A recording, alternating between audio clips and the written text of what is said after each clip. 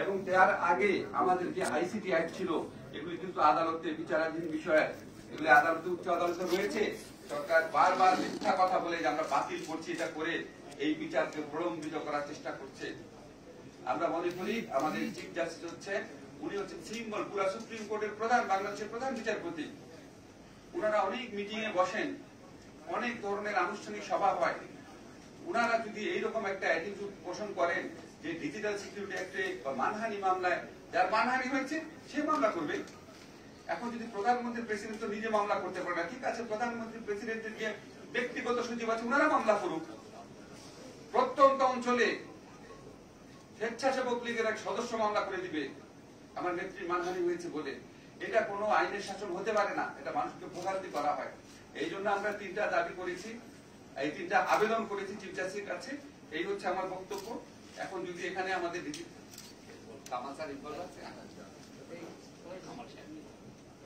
আমরা এখন, আপনারা জানেন বাংলাদেশের সংবিধান রচনায় নেতৃত্ব দিয়েছেন ডক্টর কামাল হোসেন। আমি অলরেডি আইনগত ব্যাখ্যাগুলো দিয়েছি, স্যার আমার চেয়ে অনেক ভালো বলতে পারবেন।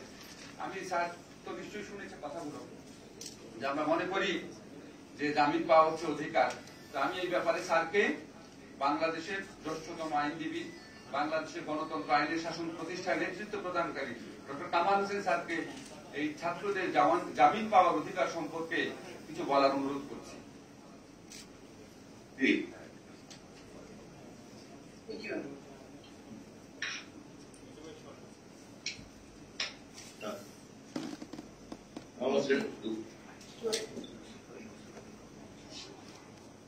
আজকে যেসব সমস্যা সম্মুখীন আমরা হচ্ছি এইগুলোর ব্যাপারে আইনের অবশ্যই একটা অবদান থাকার কথা।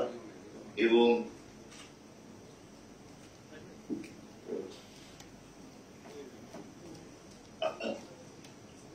শোনা যাচ্ছে?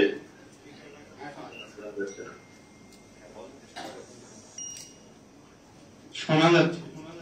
শোনা যাচ্ছে? কি শোনা যাচ্ছে স্যার? সবাই লাইভটি শেয়ার করে দিন। আমি হ্যালো, শোনা যাচ্ছে? শোনা যাচ্ছে স্যার, আপনি বলেন। আমি আমার সামান্য কথাগুলো বলে ফেলি। না, এই যে আজকে যে গার্মেন্টস কে নিয়ে যেসব আরো একটা আলোচনা হলো, এই বিভিন্ন রকমের সংকট আজকে দেখা দিচ্ছে, এইগুলোর ব্যাপারে আইনের যে ভূমিকা, আইন একটা অবদান রাখতে পারে। এই আইনের যে প্রতিষ্ঠানগুলো আছে তারা রাখতে পারে, আইনজীবীরা এইসব ব্যাপারে কিন্তু ভূমিকা রাখার কথা এবং রেখে এসছেন। আমাদের ঐতিহ্য আছে যে আইনজীবীরা সমাজকে নিয়ে চিন্তা করেন, অর্থনীতিকে নিয়ে চিন্তা করেন, তারা এইসব বিষয়ে সময় উপযোগী বক্তব্য রাখে। আজকে আসিফ নজরুল সাহেব যে কথাগুলো বললেন এবং আমাদেরকে যে আজকে সংযুক্ত করলেন, তো আমি জাস্ট 5 মিনিট আগে বলা হয়েছে যে আমাকে কিছু করতে হবে। আমি সেটা বলতে চাই যে এইসব ব্যাপারে বক্তব্য রাখতে হলে আমাকে কিছু আগে বললে আমি পুরো প্রস্তুত হয়ে আমার যে আসল প্রস্তাব থাকবে সেগুলো আমি রাখবো, বক্তব্য রাখবো। হঠাৎ করে এভাবে মনে করলে আমি মনে করি যে আমার যে অবদান রাখতে পারি সেটা সম্ভব হয় না। তো আপনারা এই উদ্যোগ নিয়েছেন, এটা খুব ভালো। আসিফ নজরুল সাহেব, আমাদের সাকি এবং অন্যান্য আইনজীবীরা যারা আছেন, আমাদের যারা সবাই এখানে উদ্যোগ নিয়েছেন যে আমাদের অর্থনীতি, জাতীয় অর্থনীতির ব্যাপারে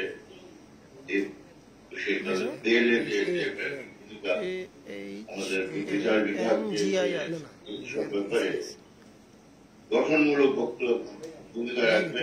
এখানে বিচার বিভাগ এসব ব্যাপারে ইতিবাচক অবদান হবে না, এইটার ব্যাপারে সুপারিশ গুলো এসেছিল। তো আমি আমাকে আগে থেকে জানালে আমি আরো বিস্তারিত ব্যাপারে বলতাম। আমার মূল বক্তব্য হলো যে বিচার বিভাগের ভূমিকা আছে, আইনজীবীদের ভূমিকা আছে, যাতে আমাদের এই অর্থনীতিকে কিভাবে আরো কার্যকর ভূমিকা রাখতে পারে সেই ব্যাপারে সেই ব্যাপারে স্যার স্যার আমি একটু বলি স্যার স্যার আমরা এখানে যে আলোচনাটা করছিলাম, সরি আপনাকে আগে ঠিকমতো বলা হয়নি, এটা হচ্ছে আমাদের যে ছাত্রদেরকে গ্রেফতার করা হয়েছে, প্রায় ৬০-৭০ জন ছাত্রকে গত ১-২ মাসে গ্রেফতার করা হয়েছে। তারা জামিনের জন্য যাচ্ছে, তারা জামিন পাচ্ছে না। এর আগে স্যার আমরা দেখেছি যে লেখক মুশতাক ৬ বার জামিনের জন্য আবেদন করেছে, জামিন পায় নাই, সে জেলখানার ভিতরে মরে গিয়েছে। কার্টুনিস্ট কিশোরকে নির্মম ভাবে অত্যাচার করা হচ্ছে, সে বহুবার জামিন পায় নাই। এর বিপরীতে আমরা দেখি শিকদার পুত্র, সে কয়েক ঘন্টার মধ্যে আবার জামিন পেয়ে যায়। তা আমরা এখানে যেটা বলতে চেয়েছি সেটা হচ্ছে মূলত এই ছাত্রদের জামিন পাওয়ার অধিকার আছে। এরা আমাদের গণতন্ত্র প্রতিষ্ঠার নেতৃত্ব দিয়েছে, এদের প্রতিবাদী কণ্ঠ ধরেই তো বাংলাদেশ আজকে এই জায়গায় এসেছে। তো তারা একটা স্পিচ অফেন্স করলো, একটা কথা বললো, এই জন্য তাদেরকে গ্রেফতার করে রাখা হবে দিনের পর দিন। এটাকে আমরা মনে করি যেখানে উচ্চ আদালত একটা ভূমিকা রাখতে পারে, একটা নির্দেশনার মতো রাখতে পারে, যাতে উচ্চ আদালত, যাতে নিম্ন আদালতের উপর সরকারের খবরদারিত্ব না থাকে, যাতে নিম্ন আদালত স্বাধীনভাবে কাজ করতে পারে এবং দেশের আইন অনুযায়ী ন্যায় বিচার নিশ্চিত করতে পারে, যাতে আমাদের ছাত্ররা জামিন পেতে পারে। মূলত স্যার এটাই বিষয়। তো এই বিষয়ে স্যার আপনার একটু বক্তব্য। খুবই ভালো না, তো এটা তো এখন শুনে বুঝতে পারলাম, আমাকে এই 5 মিনিট আগে এগুলো বলা হয়েছে। আমি এই ব্যাপারে আমাকে বক্তব্য রাখতে হলে একটু সময় দিলে আমি আরো সমর্থন অবশ্যই রাখবো যে বেল দেওয়া উচিত। বেল একটা অধিকারের ব্যাপার, এটা মানে দয়াময়ের ব্যাপার না। আর বিশেষ করে ছাত্র সমাজ আমাদের একটা ঐতিহাসিক ভূমিকা রেখে এসেছে, তারা সময় উপযোগী বিষয়গুলো নিয়ে জনমত গঠন করে এবং আন্দোলন করে। সেইগুলো তো আমরা উৎসাহিত করেছি সবসময় এবং এখনো সেটা হওয়ার কথা। সেই কারণে এইগুলো ব্যাপারে কিছুটা আমরা যে আলোচনা করে সুচিন্তিত আমাদের বক্তব্যগুলো দিতে পারি। অবশ্যই বেল দেওয়া উচিত এবং বেল যদি আমাদের ঐতিহ্য আছে যে আমাদের নিম্ন আদালত গুলো এখানে একটা সাহসী ভূমিকা রেখেছে, অনেক সময় তারা বেল দিয়ে এসেছে এবং আমাদের মনে আছে সেই অতীতে যে আন্দোলনের সময় যে এক এক সময় মানে বক্তব্য রেখে ইমিডিয়েটলি জেলে নেওয়া হতো, ডিটেনশন দেওয়া হতো, সঙ্গে সঙ্গে বেল দেওয়া হতো। করতে করতে করতে তো আগরতলা ষড়যন্ত্র মামলা করতে হলো মানুষকে অন্তরীণ করে রাখার জন্য। কিন্তু এই বেলের যে একটা শক্তি ছিল সেটা তখন আমরা দেখিয়েছিলাম 63 সনে যে যাকে ধরা হতো বেল সঙ্গে সঙ্গে নিম্ন আদালত দিয়ে দিত, হাইকোর্টে আসা রাখতো। সেই ঐতিহ্যকে আমাদের একটা গুরুত্বপূর্ণ ঐতিহ্য, সেটাকে আমাদের মানে স্মরণ করানো দরকার এবং আইনের যেসব যে ব্যাখ্যা সেগুলো আমরা করতে পারি যদি সময় মতো আমাদেরকে জানান। আমি আরো এই ব্যাপারে বিস্তারিত ধন্যবাদ স্যার, ধন্যবাদ আপনাকে। আসলে আমাদের এই উদ্যোগটা জানানোর জন্যই আপনাদেরকে ডাকা। এই উদ্যোগটা আপনার অত্যন্ত পরিশ্রমের সাথে সমন্বয় করেছেন আমাদের জোনায়েল সাকি সাহেব। আজকে আর কেউই বক্তব্য দিচ্ছি না, আমরা শুধু আমরা জাফরুল্লাহ ভাইকে সমাপনী বক্তব্য দেওয়ার অনুরোধ করছি।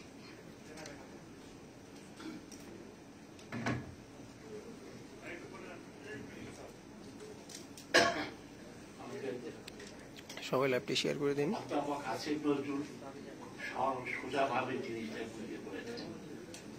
জামিন একটা আমাদের মানবিক এবং আইনগত অধিকার। এইটাকে আমরা যে জন্য করেছি যে ছাত্রদের যে এই জিনিসটাকে আমরা খুব সোজা সরল ভাবে বুঝিয়ে দিয়েছি। এই সবচেয়ে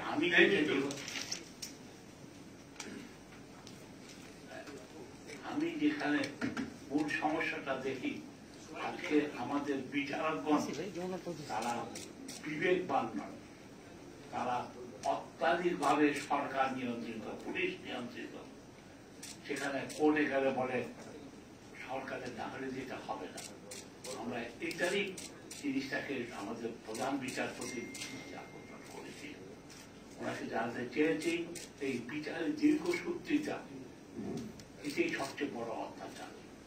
আজকে 1 মাস হয়ে গেছে, এখনো মামলা ওঠে না। তারপরে একাধিক একই ধরনের মামলা 5টা দিয়ে আছে, তার 5টার জন্য বেরিয়ে দিতে হয়। এইসব জায়গাতে মাননীয় প্রধান বিচারপতির সুনির্দিষ্ট নির্দেশনা প্রয়োজন, বাধ্যতামূলক নির্দেশনা প্রয়োজন। আজকে ঈদের পূর্বে কয়েকদিনের মধ্যে ঈদ আছে, তাই আমরা সরকারের কাছে তো করেছি আবেদন। আমরা প্রধান বিচারপতিকে বলছি ওনার সাংবিধানিক যে অধিকার আছে, যে ওনার কর্তব্য হিসাবে মানবিক সাংবিধানিক যে ক্ষমতা আছে সেটাকে প্রয়োগ করে উনি এই ছাত্রদেরকে ঈদের পূর্বে জামিনের ব্যবস্থা করার জন্য।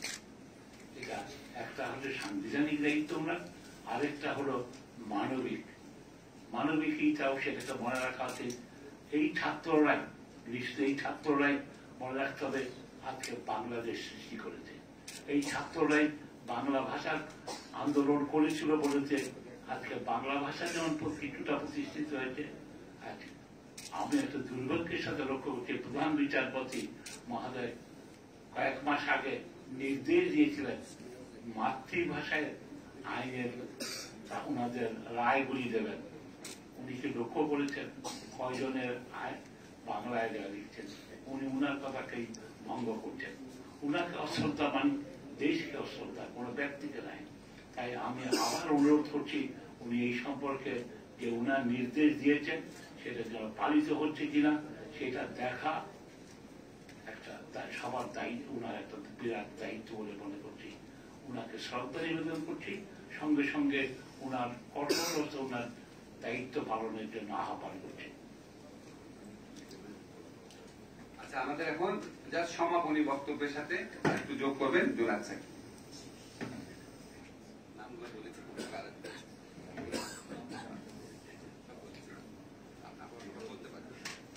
আচ্ছা, প্রিয় সাংবাদিক বন্ধুগণ, আমরা এই যে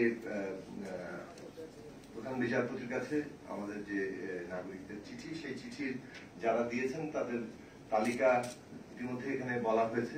নাম আমরা আমাদের চিঠি এবং নামের তালিকা সহ আজকের সংবাদ যে বিজ্ঞপ্তি দেওয়া হবে এই সংবাদ সম্মেলনে, তার মধ্যে দিয়ে এটা জানিয়ে দেওয়া হবে।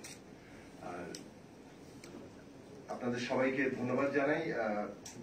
ডক্টর কামাল হোসেন তিনি এখানে যুক্ত হয়েছেন, তাকে আমরা ধন্যবাদ জানাই। তিনিও এই আবেদনের একজন সিগনেটারি। আরো যারা এখানে স্বাক্ষর করেছিলেন তাদের প্রত্যেকেরই ব্যক্তিগত সম্মতি এবং তাদের স্বাক্ষর সহই আমরা সেই আবেদনটি জমা দিয়েছি। আপনাদের সবাইকে ধন্যবাদ। আমি জাস্ট লাস্ট একটা কথা বলি। আমাদের উদ্যোগে আজকে সংহতি জানিয়ে এখানে যারা উপস্থিত আছেন একটু নাম বলি। আমাদের এখানে শহীদুল আলম ভাই আছেন, বিশিষ্ট আলোকচিত্রী। অধ্যাপিকা রেনুমা আহমেদ আছেন, ডাক্তার সাবেক ভিপি নুরুল হক নূর আছেন, বিশিষ্ট মুক্তিযোদ্ধা ইশতিয়াক কাজী উলফাত আছেন, বিশিষ্ট মুক্তিযোদ্ধা নঈম জাহাঙ্গীর সাহেব আছেন। এখানে ওনারা ব্যক্তিগতভাবে উপস্থিত আছেন, অনলাইনে অনেকে সংযুক্ত আছেন। সবার পক্ষ থেকে আপনাদেরকে কৃতজ্ঞতা জানিয়ে আসার জন্য ধন্যবাদ জানিয়ে আজকের অনুষ্ঠান শেষ করছি। ধন্যবাদ।